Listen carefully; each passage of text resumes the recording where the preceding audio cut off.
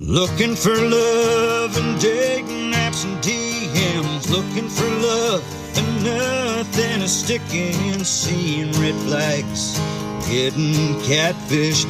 What's up? Gotta do now that I found two gals and that'll help me. I just can't wait to get adjacent to you. Looking for love. Awesome. All right, welcome back, y'all. Welcome to Adjacent. We're kind of doing some I made a mistake. Shelly's going to fess up. I'm going to fess up. We interviewed this lovely human being, and in my aggressive Virgo way, I accidentally deleted the interview, which I already told you. Which is a bummer because it was so good. It was so good. So we're going to ask you some redundant questions that we asked you last time, but then we're going to put you in the hot seat for single ready to mingle. Meow. Well, wait. So let me back up and answer your statement at the beginning. Number one, I think the original podcast wasn't up to your standards from my perspective, so you tossed it away and deleted it. I'm playing with you. I mean, the sound quality was not great for us. But we could dust it. Yeah, and we could have dusted it. I accidentally deleted it. Hence the new mic. It's all coming around full circle now. Full circle. So who is this amazing person in studio? Okay, well, I want just to tell y'all, it's a very hot person, very sexy. Inside and out. You guys definitely know how to get this started and get me fired up. Very sexy and single. And I've been watching him in tight pants for a long time. Okay. You are married, but okay. He's on my laminated list. Ty Harrington. Ty Harrington is in the house. Way to go. Yeah. I don't know that I've ever had an introduction like that. You're welcome. But I'm probably more excited now that I've been, somebody's how many wins or how many championships or something like this. This is more exciting. You get to hang out with Shelly and Jody. Yeah, that's right. I'm in. I'm in the house. This was really, so I've never been over here. Yeah. And I drove up north of the river. Yeah, I drove up and down because last time I've been on this side of the town with the studios was been years. Yeah. And drove up and down. It's really grown up. It has. It's growing up. It's going through an identity change, I think. It is. For sure. It's changing a lot. We're north of the river, for those that don't know. We're in north studio. Of the river is? Record ATX.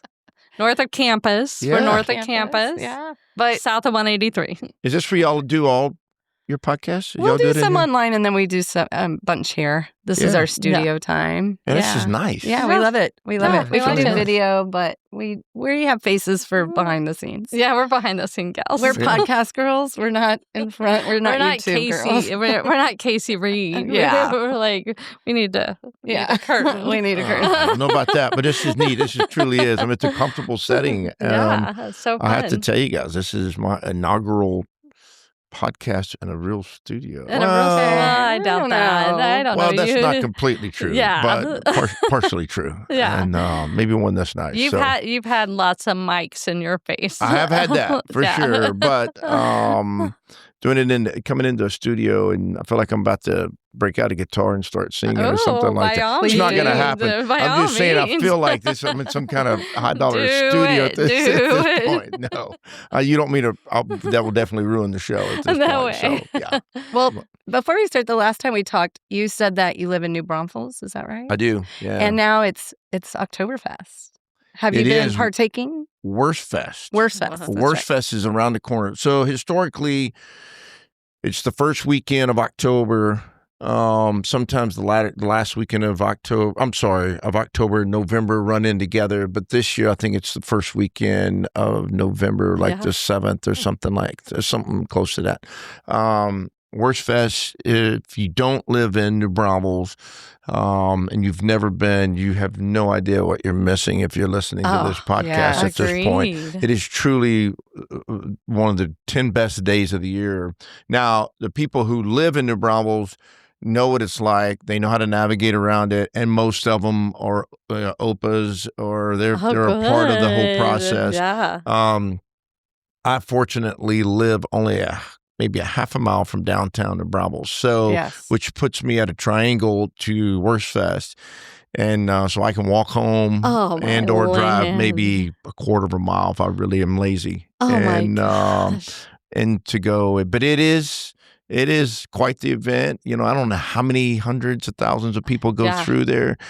It is a lot when it starts on the first Friday and just rolls until that next Sunday. So it's Yeah. 10 days. It's incredible. Wow. So So New fun. Braunfels, for you not Texas folk, Mhm. is between Austin and San Antonio. So when Wurstfest happens, you get Austin and Yeah. San Antonio squeezing into what used to be a small town, not a Yeah. small town anymore, Mhm. but it used to be like nuts. Yeah. Nuts. So buses after bus Yeah. after bus come in on particularly the weekend nights. If you let me give you some guidelines or some help. Yeah. Yes. Monday, Tuesday, Wednesday, after the initial Friday, Saturday, Sunday, the Monday, Tuesday, Wednesday nights, if you're, my age or you're from 35 to however old you want to be to come, are the best nights to go. That next Thursday night is college night. Probably not the Oh. most opportune night to go. Unless you're tadpolling. A lot of college. So you have to go back in your life to when you were in college or that point in time in your life, whether you're college or just at that age, to realize what that night might be like for you. Oh, yeah. But it's still a crazy amount of fun. If you love German music or it's Beer. well, if you love beer, and it is a celebration of beer and sausage. Yeah. And but the food is unbelievable. The arts and crafts are cool, but the bands are so much fun. There's Oh, so my many God. different type of German bands, and it's really a really fun 10 days. It So is. fun. Yep. Are you an OPA? I'm not. Do you I want am to not. be? Yeah, I guess if somebody, invited me to do it at some point, I would do it. Did y'all hear that? I didn't know. Yeah, right. I Harrington would like to be an OPA. I didn't even know for sure, like, how long I was going to stay in the Braunfels. We moved down there. We got this. We were living in San Marcos, and I was still coaching at the time. And it got where my wife at the time and my kid, it was hard to go eat somewhere. There were so many college kids everywhere. Yeah. And she's in the medical industry, and so her territory was San Antonio to Austin, so it kind of made sense. So we moved, and about the time we moved right after, and our neighbors were Don Coryell, who's the athletic director at Texas State now, and he and his wife Marcy, and Layla, my ex-wife, they were business partners and still are now. And so we moved down there in the neighborhood with them. And after I got divorced, I thought, you know what? Because I now work for Marsh McLennan and of our Austin office with Quine Cosby and who's been that's a whole nother story and a podcast in itself. Oh, It's so much yeah, fun. I I mean, I'll be honest bet. with you. I bet. It truly has been I bet. unbelievable. But I thought I might move back to San Marcos and or move to South Austin. And I haven't done it yet. Maybe Yeah. sometime in my life I will. But the Braunfels, I'll keep a house down there. Yeah. It is a really cool town. Yeah. And there's always something to do. If you love music, it is a mini suburb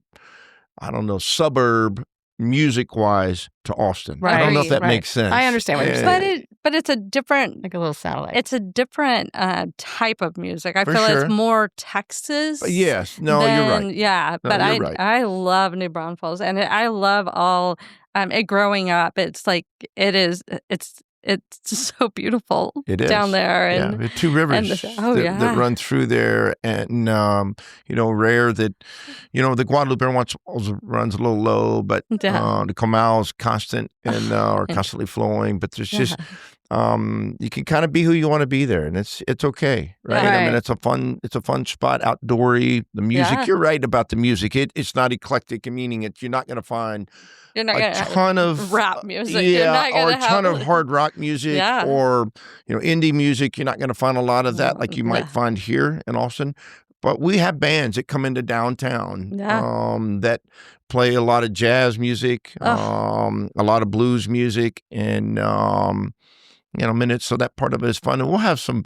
We do. There are 3 or 4 bands that come through. They're big hair bands, 80.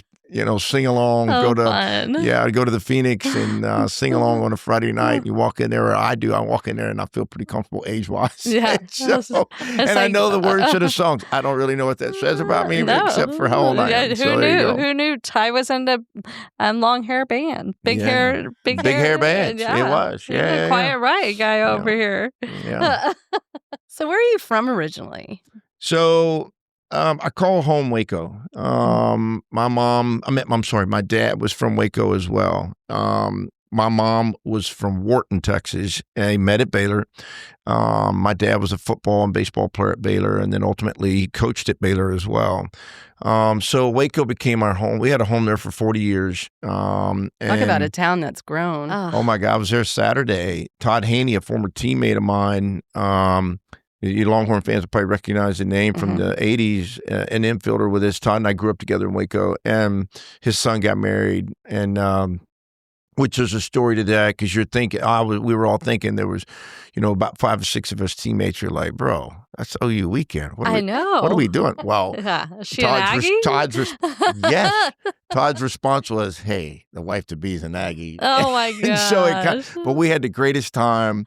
In Waco, we stayed right by the silos. Yeah. I swore I would never go to the silos. I did. I had a blast. Yeah. I will tell you this. Now, you got to hear me It's out. so fun. At first, Doug Lindauer and his wife, Kat, and I went over there together. And Kat was like, let's go to the silos. I was like, I don't want to go to the silos. What is there for me other than maybe a hamburger or something like that? So I walked over there. There was a lot of women over there. Yeah. So from a single guy's perspective, I was like, hey, this isn't nice terrible. ratio. I love This nice isn't terrible. ratio. And, Does anybody need me to carry their bag? yeah, right. And so anyway, the weekend was great, but Waco was where I grew up. I went to Midway High School, Grace High School in the great state of Texas, is my story anyway. And we did just won our second or third state championship in baseball this past year. Yep. And so I'm very proud of where I'm from. But when I was living there, I couldn't wait to get out of there. Yeah. Now I would move back to Waco, and my sister moved back. I still have a ton of friends that I grew up with there, and some other people have moved back to Waco because, like you just mentioned, it's not the same Waco I grew up with, and particularly downtown where we were has blown up. The downtown is gorgeous. It's kind of turning into a little sexy place. It is. Yeah, it is. We stayed there one weekend, and I was like, why don't people come to Waco all the time? Yeah. They do, man. All the weekends. Now it's really booming.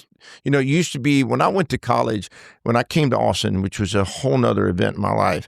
My teammates and people I met there, when I would tell them you're from Waco, they're like, isn't it dry there? And I was like, no, it's not dry. No. And it's quite hilly too. Yeah, it's just everybody thought there was nothing to do there. There was some things to do there. Yeah.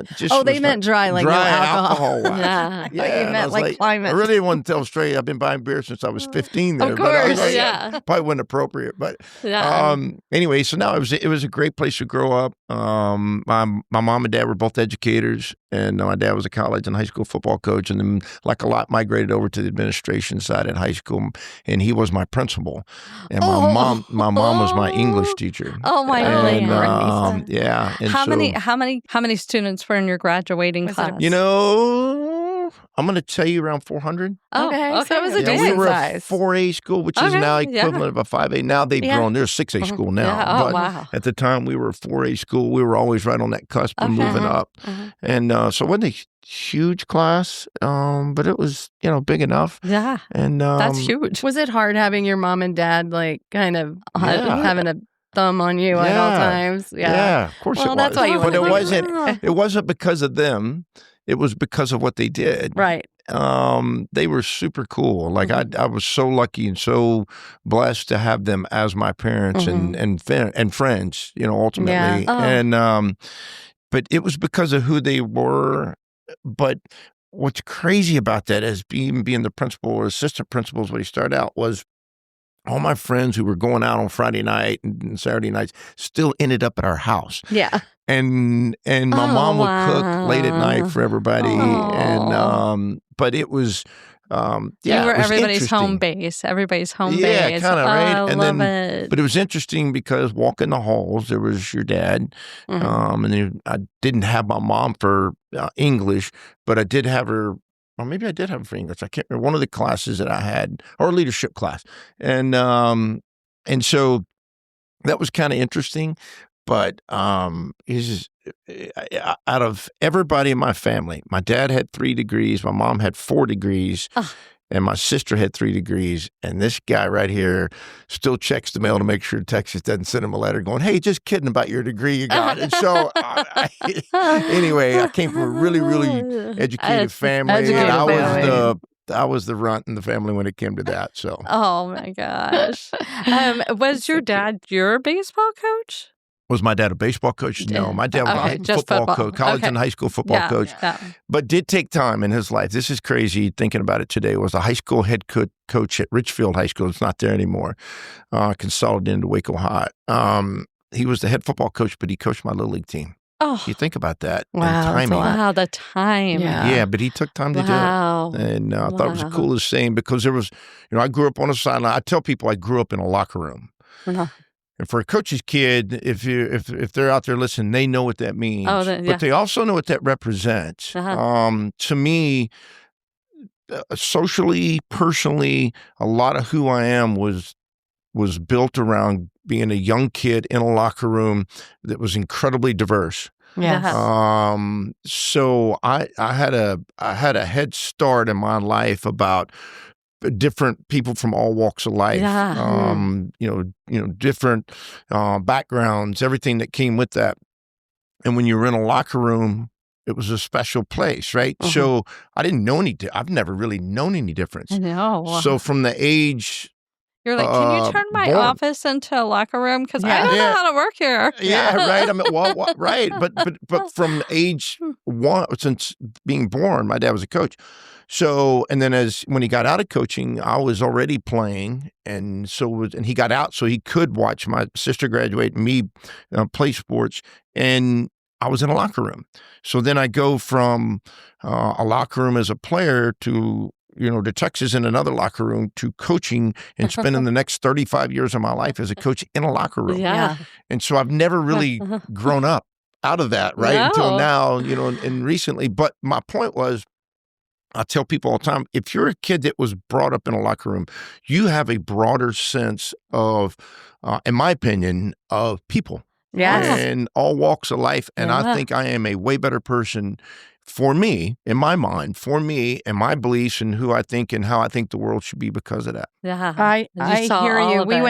We were bused to the East Side, go to high school, and it was something that really taught us how to be around all different types of people, and that you didn't have any limits on who your friends were. And I enjoyed that, and I think a locker room, what you're speaking of, some of the people that I hear are the most successful, either emotionally, not always financially, but maybe just with the best friendships, are people that have had that diverse upbringing. Yeah. I think it's so valuable and so important. I love that you had that experience. And we talked about this on the previous interview that I accidentally deleted, that you and your sister are very close. Yeah. Yeah. Oh, man. Yeah. Like I saw her this past weekend. I got to watch her grandson play Little League Baseball this Sunday. And lovely. But yeah, like I wouldn't be, I don't know, it almost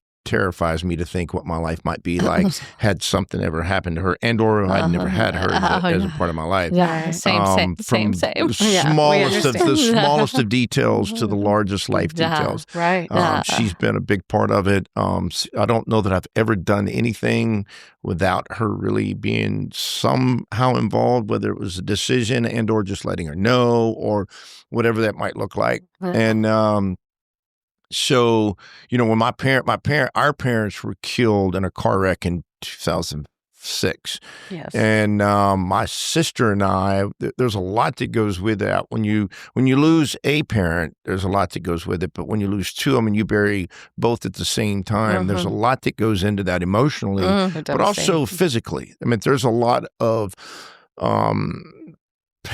there's a lot of paper trails. There's a lot of different things that you don't want to deal with, right? That you're forced to deal with. Right. How old were you at that time? 40.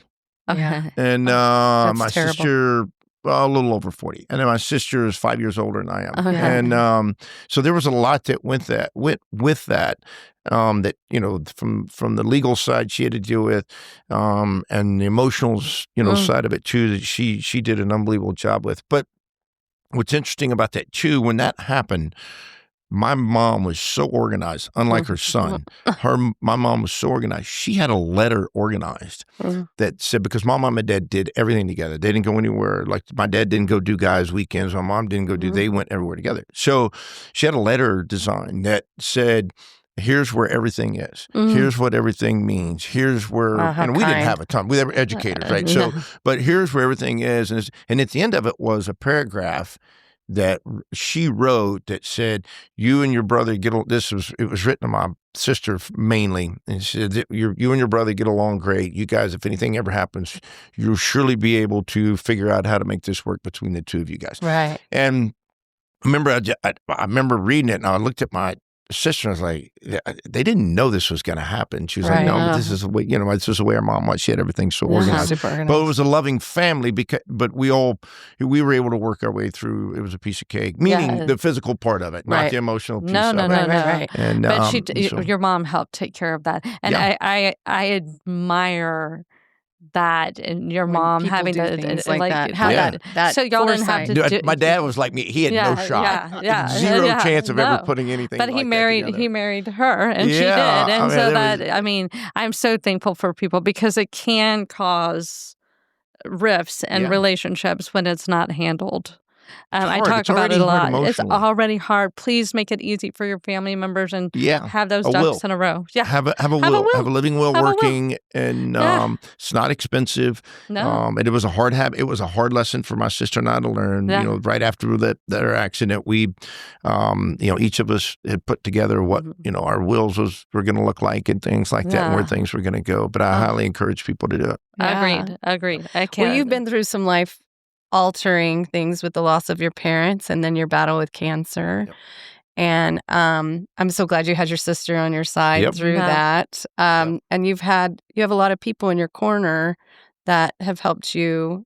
Now you're cancer-free. Yeah. That's amazing. So, what's interesting about, or at least for me, on the cancer piece of it, it was, I was turning 50. We were coming back from Louisiana Lafayette playing, ULL. And, they throw beer at you and holler and scream at you and cuss at you all weekend. Then after the game, they feed you on the way out the door. Yeah. Right? Yeah. Here's some gumbo. Unbelievable place to go play, by the way. I mean that fun wise. And they handed you some food, and that on the way back, they gave us, it was a small pork chop. And I ate it on the bus. We'd won that Sunday getting out of town, and about halfway home, my stomach was just cramping and giving me fits like I'd never felt before. Yeah. I got home, and this was a big boy or adult conversation. Got home, went to the restroom, and I looked back into the bowl, and there was red. And I thought, well, it's the pork chop, because it was kind of pink looking. And then think about it again. 3 weeks later, we're finishing the season at Arlington, back on the bus again. We had eaten at a team lunch, and we're getting on the bus to go practice on Thursday night before a series. And halfway there, the same thing. I started cramping really bad. So I called my doctor, and I was like, hey, here's what's going on. I did see a little bit of blood in my stool. And I said, what does that mean? He goes, you're 50.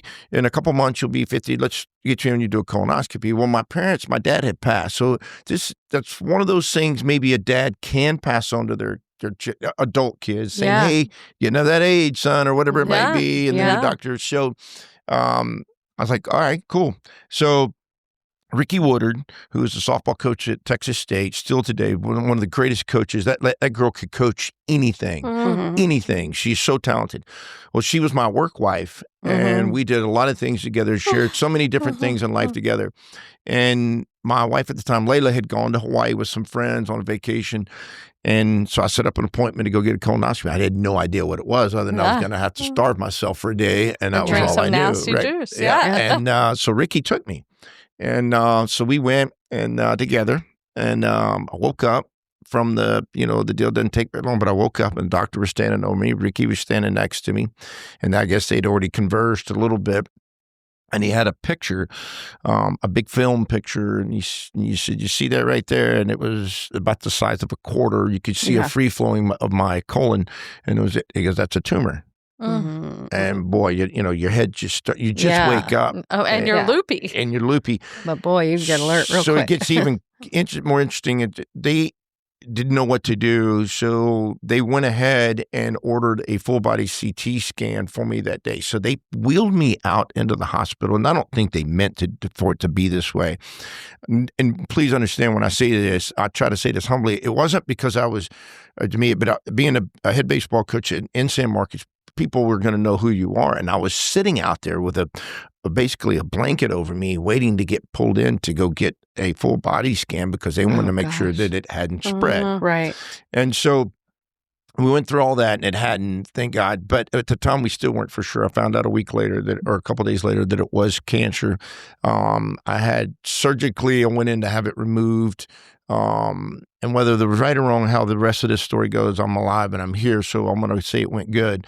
And, they tested it, and it was stage 3 because it had gotten out to my lymphatic system. They tested, I think, 16 lymph nodes, and 2 tested hot. And so at that moment, it meant for sure having chemotherapy.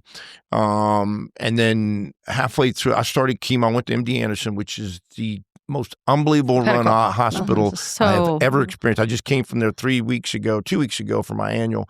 Yeah. Still to this day, that hospital changes lives, but it is so well run and organized. Yeah. And they understand the anxiety that goes with cancer. They truly do. Most people don't.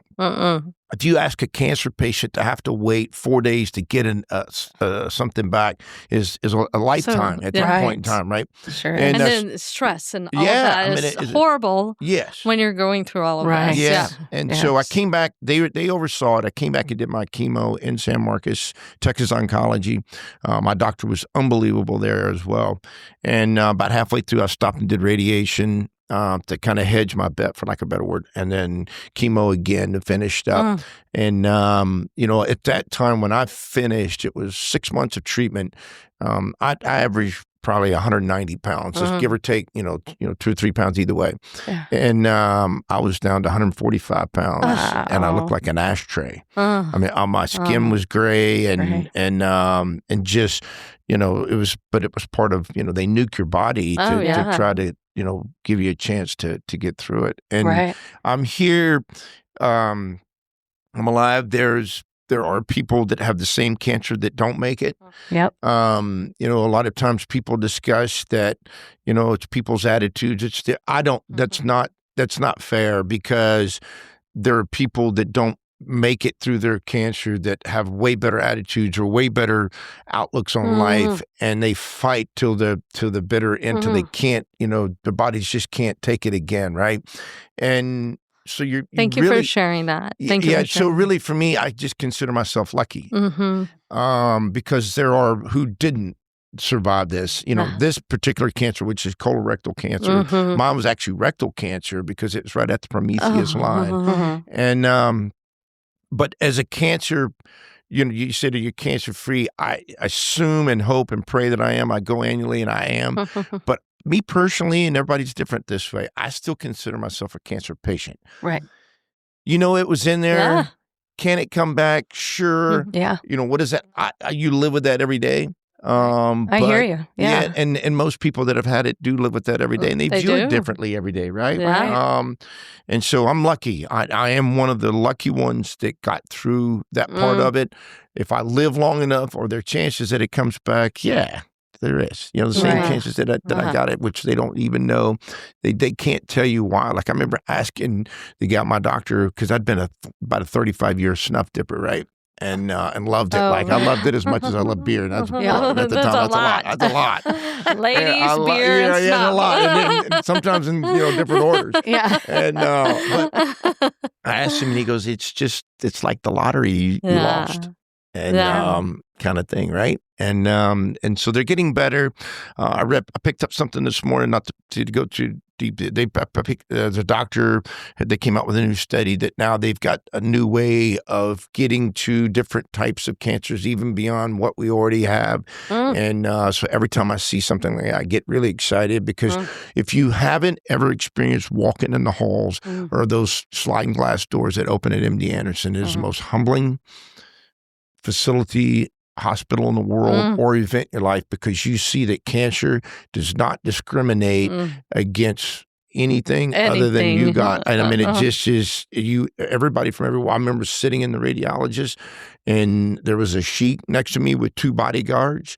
And then the saddest of all of them is when you walk into the little kid area and that just breaks your heart, right? I mean, it just truly, I remember I walked over and on the 3rd floor at the time, this is where they had the pediatric. And I remember thinking to myself, look, if I don't make it, I've had 50. I mean, I've at least experienced an unreal life. And I looked at those little tykes and it crushed me. Oh, yeah. And I mean, I just, but anyway, so yes, and I'm cancer-free to this day. Just got back from Anderson 2 weeks ago. And I would say this, and if you're 50 years old or younger now, insurance will jump in there and carry it if you have it if it has been a part of your family before. I encourage you, anybody that sees any kind of blood and or creeping up on the 50-year mark, go get checked. It is not hard. It is not hard. And I will tell you this, the only good thing out of it, I mean, you get completely flushed out, right? Yeah. I mean, the pipe is cleared. Hey, I mean, it is, you can. It is cleared. Oh, yeah. 7 pounds. Oh, baby. Oh, baby. I mean, it is. You're back to fighting weight. It's 2 or 3 hours of getting, sprinting to the toilet, making it. And then, and then you get the, right before they put you to sleep, they tell you, count to 5 or 10 or whatever it is. Well, those 3-4 seconds is pretty good. It's like a couple margaritas. It is. With no hangover. Yeah, with no hangovers, right. And so I encourage anybody. So much lighter. Yeah, it is. So I encourage anybody, and every time I've ever spoken, I've spoken in front of 10,000 people or 2 people. I try to end with, if you're at that age, please just go get checked. The only cure for colorectal cancer is early detection. And going in there and you may have precancerous polyps or whatever it is. I know it's a pain in the ass, but literally. But just go do it. Go do it. Yep. Go do it. I agreed. Thank you. Thank you for sharing. Thank you so much. I love the message, and I think you're right. Everything you're saying just resonates. We've had so many family members lost to cancer, and some have fought it and survived, but I do think early detection can save a lot of lives. So you speaking to it is such a gift to everybody. I really appreciate because our dad was very strong-willed man and lived for a very long time battling cancer, and so I always thought it was mental was a huge thing. So I really appreciate you sharing that. Look, it's just so I don't know. None of it. It's our bodies, right? And some bodies are or timing. Like when you get to it, right? Yeah. And so, no, it's not, it's just, bad luck or good luck or it's just whatever it is, right? Yeah. And it's life, I guess. Yeah. And people would say that to me, like, hey, you're a competitor. And I was like, I don't know. That's got anything to do with this, right? I mean, I was taken back by that a little bit. And, and I'm lucky. I'm fortunate. Yeah. Unlucky to get it, but lucky to still be sitting here with you 2 ladies right now. Absolutely. Well, we're glad you're here. Thank you. Wow. You've lived an incredible life, and you're in another chapter in your life where you are working at a whole new career. Yeah, man. I am. Yeah, there's a lot of luck involved in this too. I got some great friends. When I got out of coaching, I went in commercial real estate, and the market went south. Of course. And, that's the perfect time to get in. I know, right? And we're all still feeling the pain of it, actually. Agreed. So, and I went to work with another group, and then Quan Cosby, who's a good friend of mine, Quan, up from the same area code, and we're both from. He's a Mart. we go back and forth. I went to Midway, he went to March, smaller school, but they've won more championships, and I have to hear about it all the time. And nonstop. Like, we won a state championship in baseball this year, and he's like, yeah, well, we've got like 10 state championships in baseball, football, and all this kind of stuff. Anyway, he's a proud Mart Panther, and we're both Panthers, so that, But anyway, I got to know Quan, and then another friend of mine, Doug Hodo. You'll recognize the name. Doug Hodo played. We were teammates at Texas, and his son played center field over the for 3 years at UT as well, and was a tremendous player and is playing professional baseball.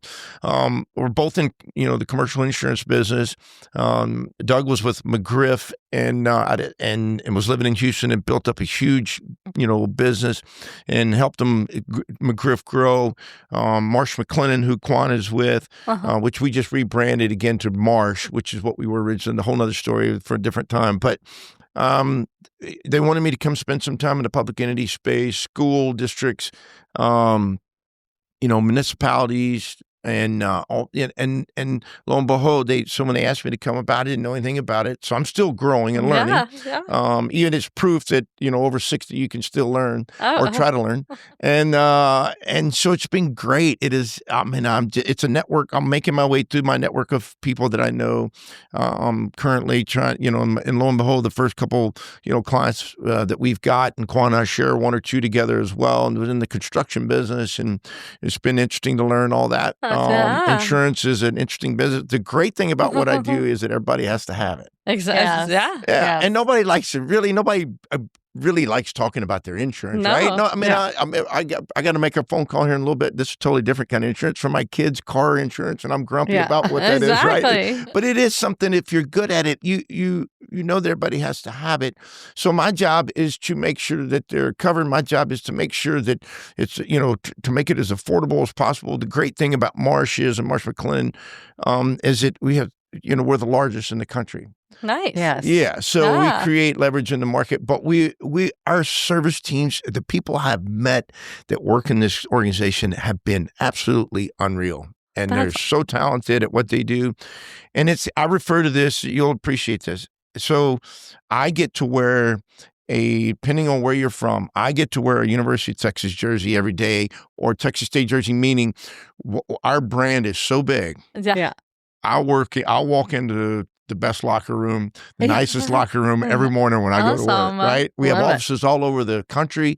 We have, our largest one I work in is here in Austin, and then we have in San Antonio. You name it, we have offices all over the place. But I tell everybody, I was like, hey, I got recruited by the best in the business, right? Twice. Wow. And so I like it, and it's been fun, and it's proof that you can switch gears. Yeah. And go do something different. And I felt like when I got out of coaching, if I was going to make a move, and I love coaching, and you probably want to ask, and everybody else asks, hey, do you miss coaching? Sure. I knew the moment I turned in my resignation and retired from coaching, I was going to miss it. It was such a part of my life. The people, the players. I mean, it was so much a part of my life. Yes, that's all. I had one other job in my life, and that was a paper route. Yeah. And so I didn't know anything different. Yeah. And I do miss it 100%. But if I was going to make a move and still have a chance to make a living, and my goal ultimately is at 70 some odd years old, I want to live on a golf course and play golf. Nice. And I want to wake up, play golf at 8, tee off at 8:20 in the morning. I want to eat lunch with my buddies. I want to have beers with them at 5:30, and I want to go to bed at 8 o'clock, and I want to get up and do the same thing the next day. Repeat. Yeah, that's right. Repeat. And so if I was going to do it, I had to make the change then. Yeah. But as much as I miss the game, I'm still around the game. Mm-hmm. I am so lucky.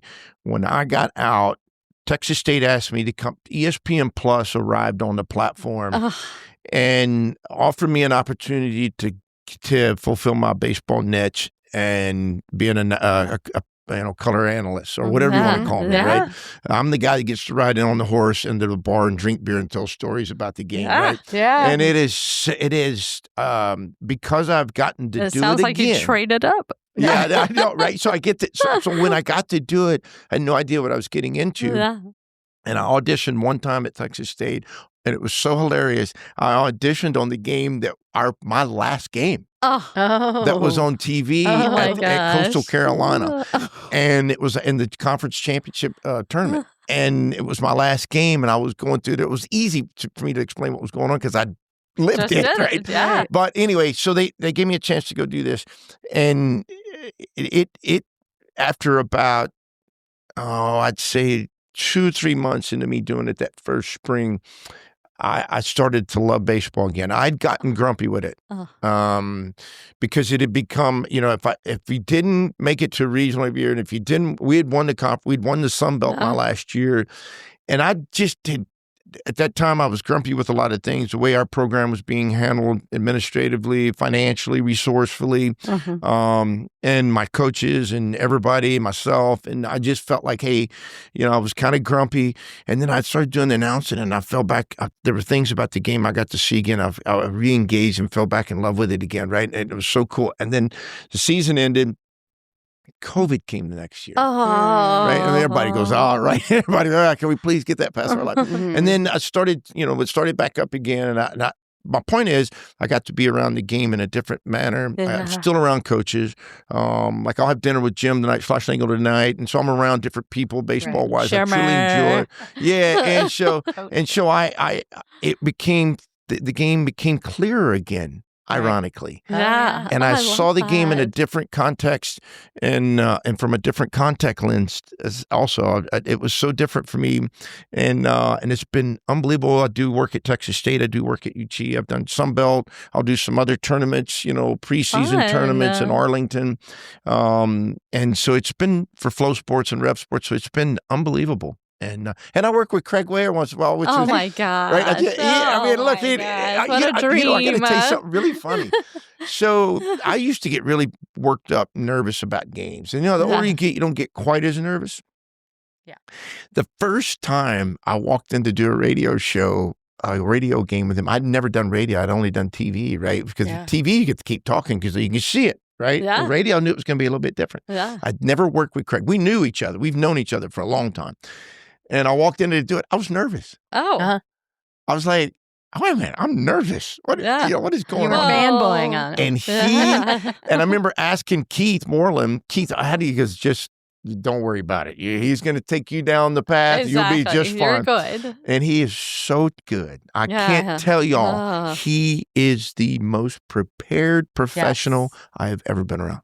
I will ask you, though, he seems to get really excited when either team is scoring. So I get a little confused. Well, as to like, hey, he doesn't. Are you on? He works for the radio station. I know, right? But he's ours. But you guys, he's ours. Let me tell you a crazy story. We go Fullerton. This is 2 years ago. Texas goes to Fullerton to play. It's Craig and I and Keith Moreland, because Craig has to come back for a basketball game. So we fly out on Friday morning. We get out there. We all meet. I'm not going to really do the game on Friday, even though Craig was like, yeah, come on in. We'll do 3 guys on this. You can chime in every once in a while. So we're sitting, they didn't even have a place for us inside. This was outside by the table. George Horton, who was the former head coach, George is sitting 2 seats in front of me laughing and having a great time.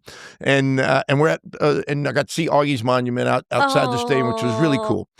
And so anyway, we do the game. It's late night game. It's a 7:00 game on the West Coast. So I don't know what time that makes it back home, but late. Craig leaves there, gets on, takes the red eye at 1 a.m. or whatever, midnight, flies back, does an 11 a.m. UT basketball game at the Moody, changes suits, drives to San Antonio, and does 2 championship girl high school basketball games. Wow. So you ask about the excitement in his voice. Yeah. He carries that intensity into every game. Wow. Yes. The last basketball game, I shot him a text. I was like, how's your voice? He goes, fine. And he had the same energy. Yeah. And I'm telling you, he loves sports, and he loves the energy and the people and the coaches and the players. He's a survivor when it comes to, he truly is so professional. And I'll add to this story. So I told you my high school won the state championship. Eddie Kornblum, who's the head coach, is a great friend of mine. So Midway won. I was actually supposed to do the game with him, and I couldn't do it that day because of another commitment. But he has his score sheet. Like I keep a score book. Totally different. He has a score sheet. He's got all the information about Midway High School on there. Pictures, logos, names, stats. It is the most incredible looking poster board. This is a Craig Waste cheat sheet. So 2 years ago, we finished doing the 5A and 6A state championships. And I said, what are you going to do with those score sheets? Some of them away. I said, tell you what. Oh, my lands. So I walked down. Tom Ball just won the state championship, and I'd known their head coach a long time. So I walked down, and I said, hey, and they were celebrating. Right? They're done celebrating. It's 30, 45 minutes after the game, interviews, and all this kind of stuff. And Coach Rush was standing over, and I said, hey, look, I don't know if this means anything in the world to you whatsoever. Oh, my gosh. Oh. So I handed it to him, and he sat there, and he looked at it, and he was like, oh, my God, this is unbelievable. That sounds so when Midway won, I called Craig and I said, don't throw your score sheets away. And I told Eddie. Keep those. Yeah, I told Eddie. I would love a book of Craig Wade. It's unbelievable. Sheets. And it's so precise, and it's so clean, and so, I mean, it's got so much information on there, and it's color oriented and all this kind of stuff. So I took it to Eddie on Sunday when I was in Waco at the Haney, and I went by Eddie's house and I said, hey, here it is. He looked at it and he goes, oh my God, this thing is, I said, look, it's probably not going to mean as much today as it will 10 years from now. Right. Put it in a, whatever, flash it, frame it, and then when you'll walk by, then you'll see the names. Yes. And you see how pristine and how clean it is. And so anyway, I don't know how we got here. No, but I love it. Auction that off for charity. I'm and serious. So it's cool stuff. And if you guys anytime one of these days you guys come up during the Texas game, come up to the radio booth.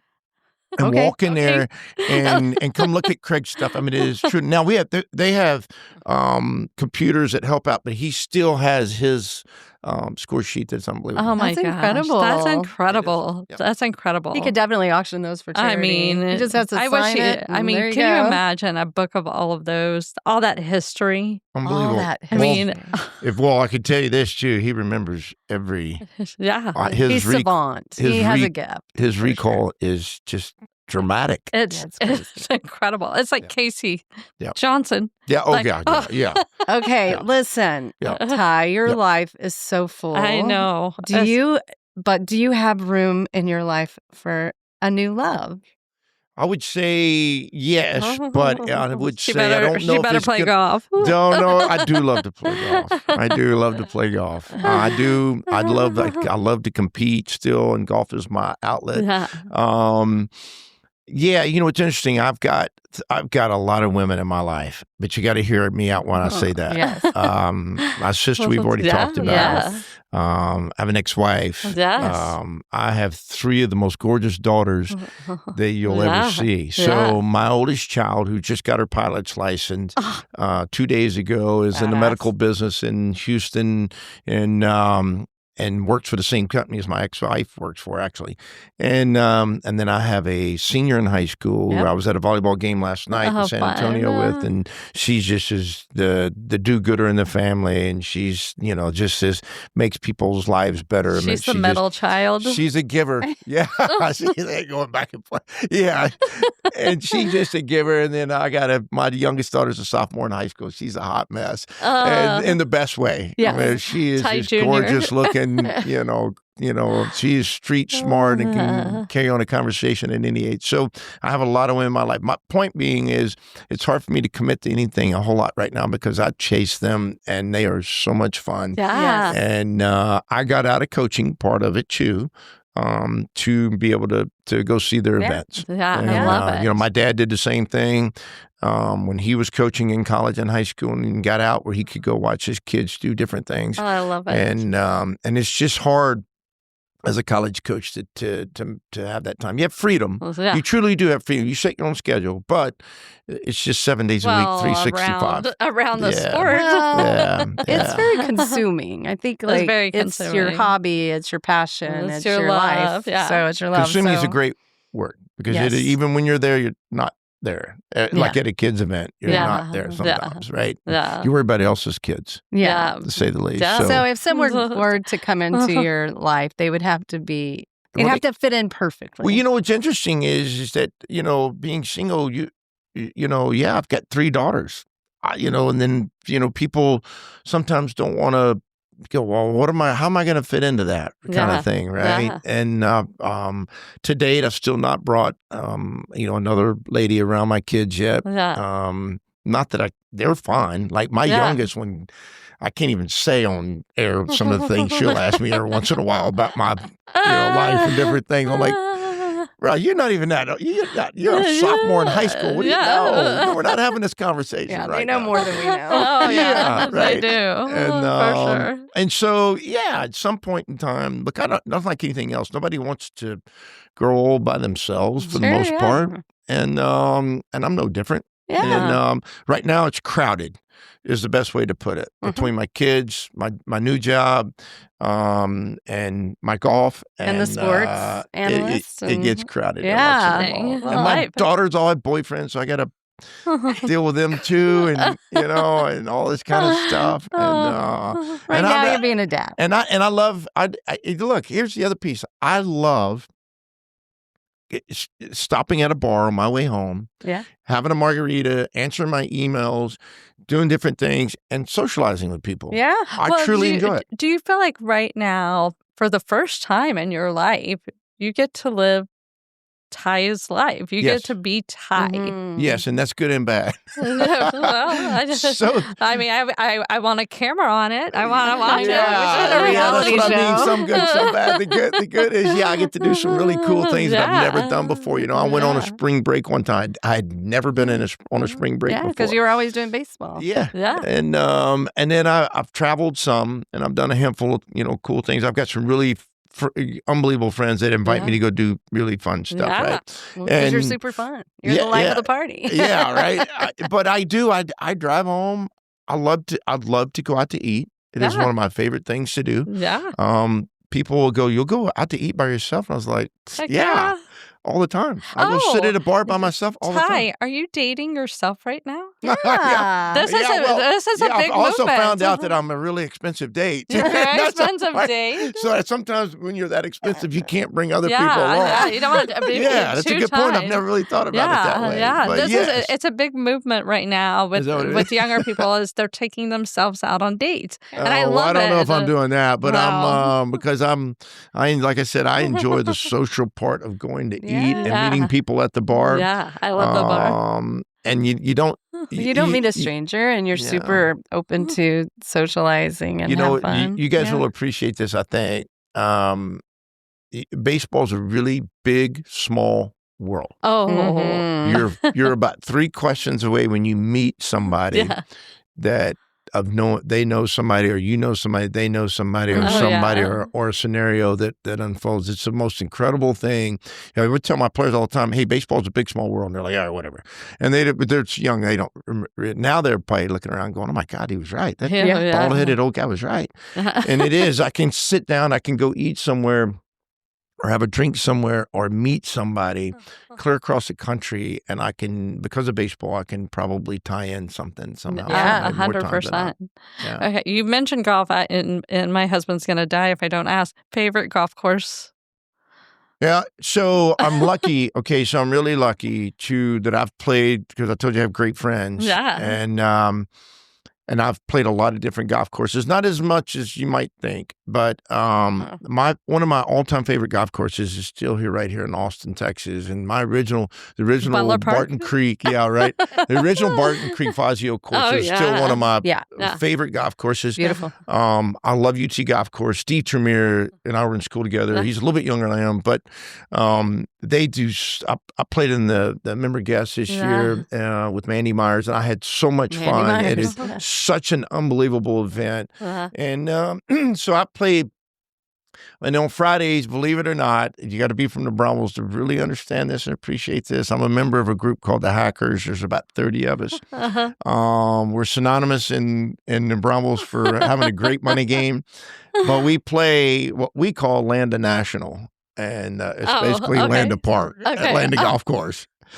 And Landon National. Landon National, as it is known. And and I've been, like I said, I've been lucky to play some golf courses in Scottsdale, Arizona. That I think Scottsdale is one of my all-time favorite towns outside of Austin. And so there's just a lot about that place I like. I mean, it's got, no offense, it's got a lot of beautiful women. It's got a lot of beautiful golf courses, and it's got unreal food, right? So those are three of my three really good ones, right? Yeah. And so and dip.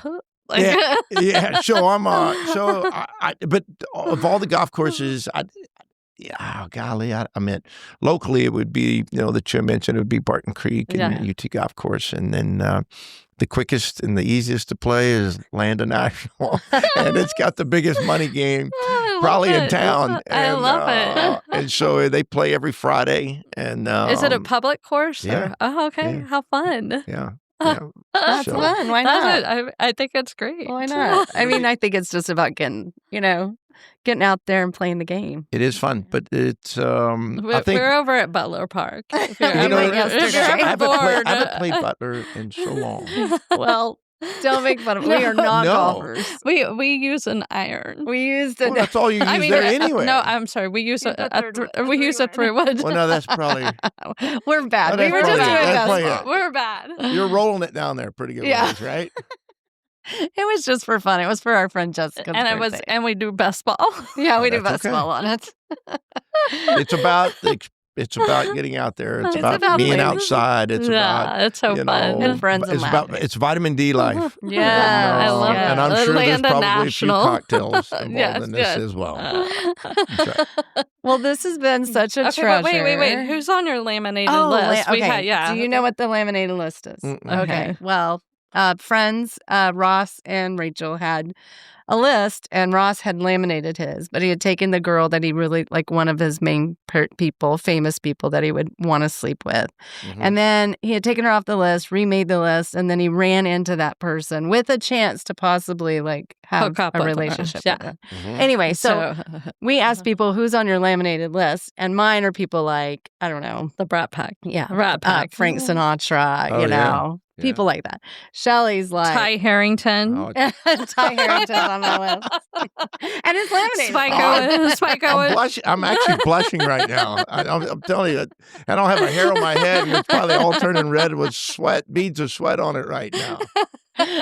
So Shelly's is Adam Sandler. She wants to laugh all the time. Yes. I like to swoon. I think I'm a swooner. So anyway, who's on your laminated? Shelly's gravy. Yeah, so that was a given, though. That's already, we already discovered that, right? Implied. Oh, so somebody, you're asking me somebody famous? It can, or it could just be someone. And it could be like, maybe you don't want to have sexy time with them. Maybe you want to go play a round of golf with them. Yeah. We've had people say they would want to hang out with their favorite coach or their favorite player or maybe somebody from their past who's passed away. It doesn't have to be sexy time, although those are the fun ones. But we would for you, I would like it to be sexy time. Yeah.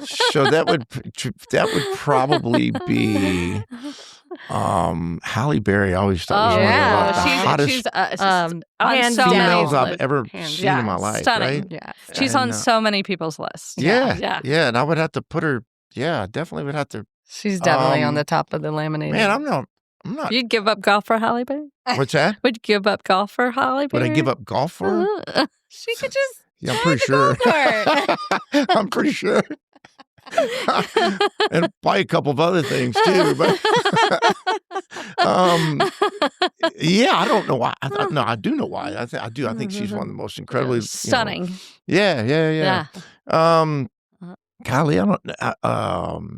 It's okay. You put Halle Berry. That's pretty good. I mean, it's kind of I'm sure there's some. I feel like there's some other ones along the way that I would like. Selma Hayek in your house. Yeah, I'm sure. Well, I will tell you this. All right, now that you guys have said this, and God rest her soul. But I have in my 3-bedroom house. I have a walk behind my bed.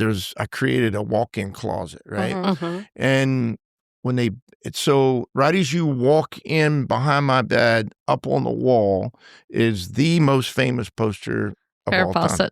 100%. 100%. Stunner. Stunner. I see her every morning.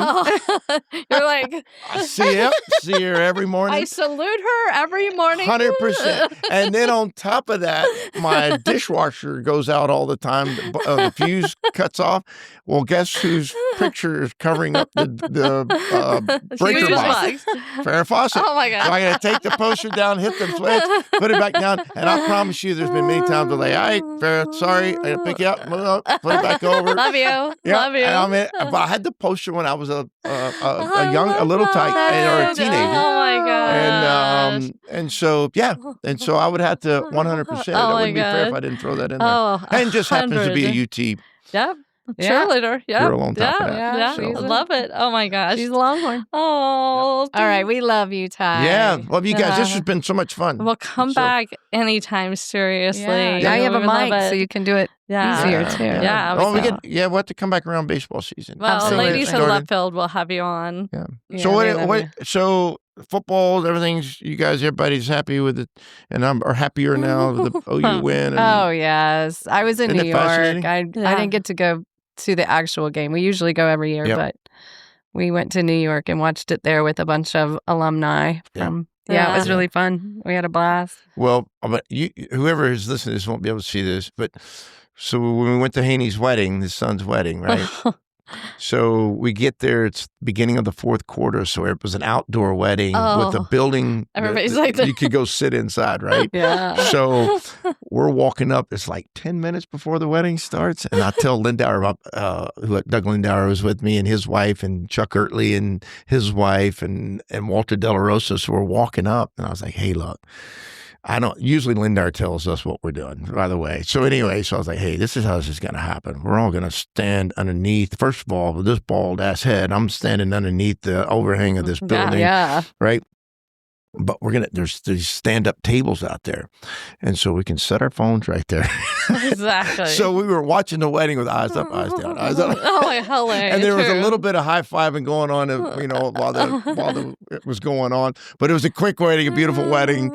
And so it was still a lot of fun. We got to watch it on our phone. That happened to our friend Will Hamaker and Lisa Hamaker. And Will called John and said, what weekend should we not get married? He said, OU weekend. And of course they did, but their wedding was right during the service as well in a church. And everybody had their phones out watching the wedding. That's crazy. And you heard people hooping and hollering. It's unbelievable. You could hear it all. You could hear it all over the place. Oh, yeah. It's like I mean, it'd be quiet. Golf claps. I know, right? Does anybody have anything to say about these two should be married? Like, yes. No. Yes. I mean, it was great. It's all good. So, all right, I got a question for you two, real quick, because then we got to get off. Okay. Your favorite sport?